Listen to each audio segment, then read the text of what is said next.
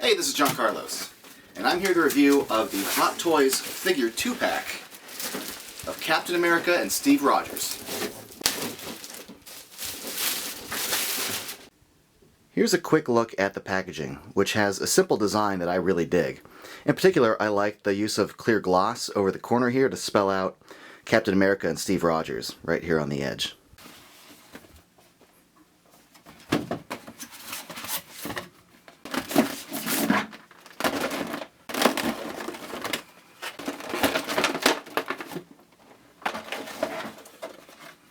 First, we're going to take a look at Captain America, and I gotta say his strike suit looks really good as far as design goes, but I do have some issues with it as far as articulation goes.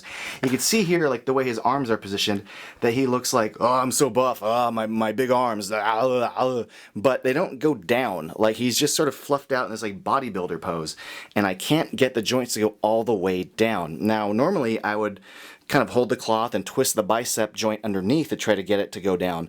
But the cloth is so tight against the skin, I can't really move it. Now granted, you don't want the costume to be baggy, but this is so form-fitting that I can't really adjust it. So, I mean, I know having his arms all the way straight down would be kind of a boring pose, but I don't like that restriction. Speaking of restrictions, you can only get his elbows to move so far.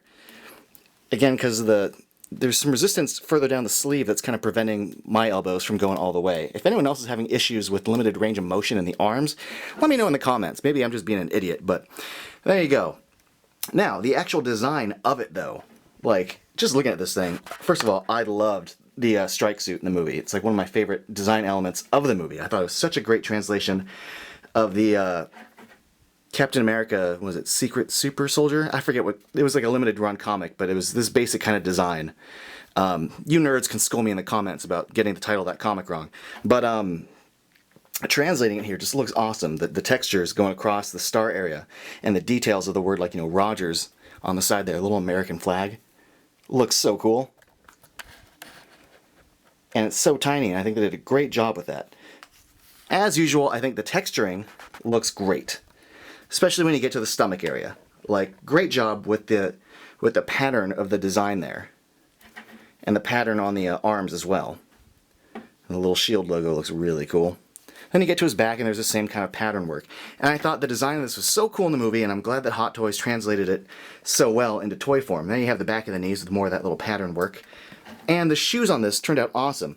One of the problems I have with a lot of toys that are 1/6 scale when they have boots is that the boots have no joint at the ankle, but this has a full mobility because this is like a boot cover, which is awesome because I love having a good range of motion at the ankles. That, like, everything starts with good footing. So I love the fact that this is like a boot cover, and the actual boot covers look great with the sharp, like the darker shiny black, then this like lighter gray texture, and then the brown buckles. Very well sculpted, very well painted. Knee pads look good too.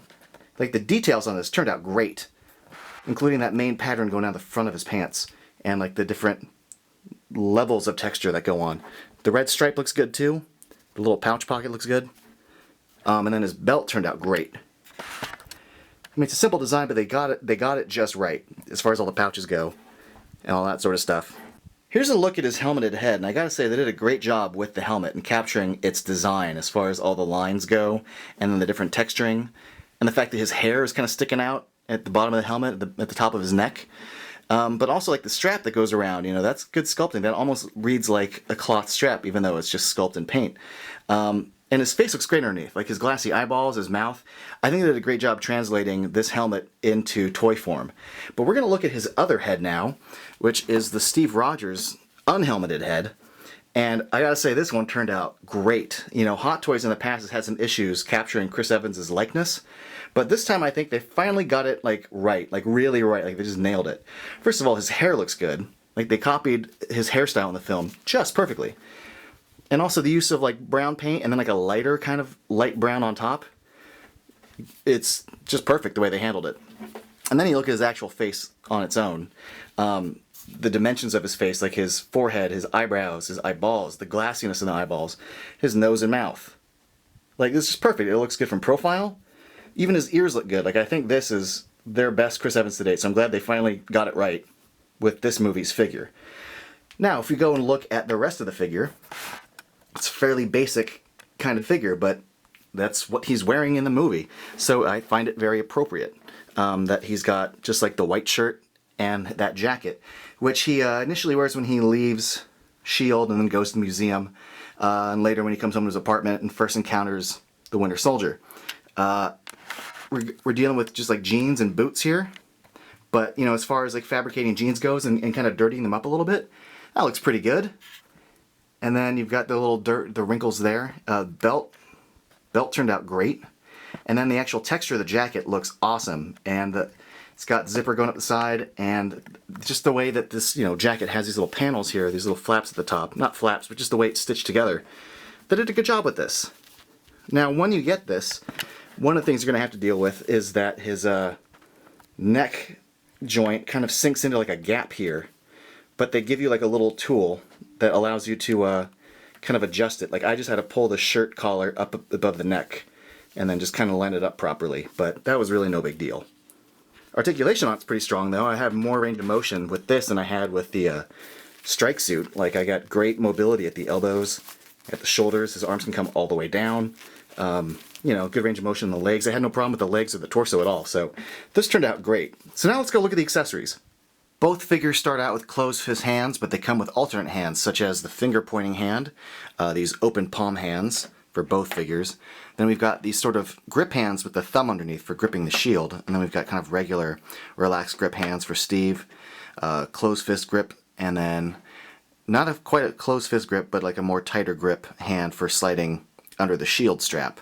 Then we've got the extra wrist pegs, and we got a closer look here at the little handcuff thing that they attach to Steve Rogers in the movie, and you know, gets magnetically stuck to the elevator thing. And this is a pretty cool little accessory, very specific. Here's the little clip for attaching to the shield. And speaking of the shield, we've got two shields that this thing comes with. One is the stealth shield, and the coloring looks great, and I like the fact that it is metal. In the past we've had like plastic. You know what, I don't know if it is metal, but they played it with something so that it has some weight, and it certainly feels like lightweight metal. But the blue looks great. The fading of the blue paint on the edges looks awesome. I think this shield turned out really cool looking. Like, I really dig it. It also comes with this like battle damage shield, which you know, is reminiscent of the initial teaser poster with all the red paint chipped away, and it looks really cool too. And again, it has a good feel to it. Nice little details to it. The red paint scratched off just looks really cool.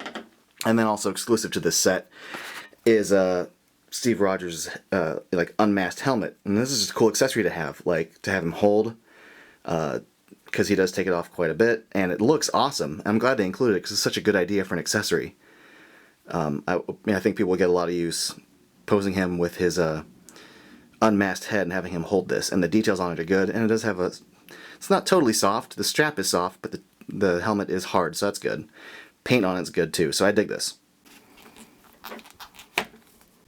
One bummer about this is the collar left all sorts of like blue ink stains on his neck. Luckily the collar covers it up, but that's really annoying that my neck is covered with ink.